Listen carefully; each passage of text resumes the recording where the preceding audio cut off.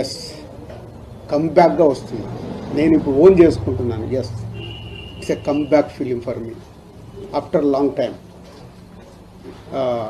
తెలుగు స్టేట్స్లో ఏ రకంగా తీసుకున్నా లాట్ ఆఫ్ విజిల్స్ కొట్టే మూమెంట్స్ ఉంటాయి.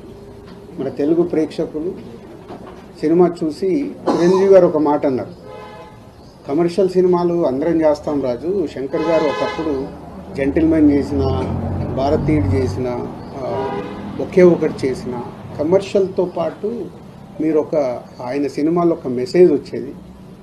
నీ దగ్గరికి వెళ్ళి కూడా చాలా సినిమాలు నువ్వు ఫ్యామిలీలో తీసిన, యూత్లో తీసిన ఒక మెసేజ్ అంటే కమర్షియల్గా ఉంటూనే ఒక సినిమాలో ఒక వాల్యూతో ఇచ్చేవారు.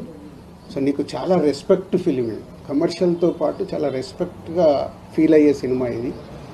అంటే శంకర్ గారు చెప్పిన దానికి, కథ విన్నప్పుడు నేను ఫీల్ అయిన దానికి, చిరంజీవి గారు ఇచ్చిన స్టేట్మెంట్కి రెండు నాకు బాగా సింక్ అయ్యాయి.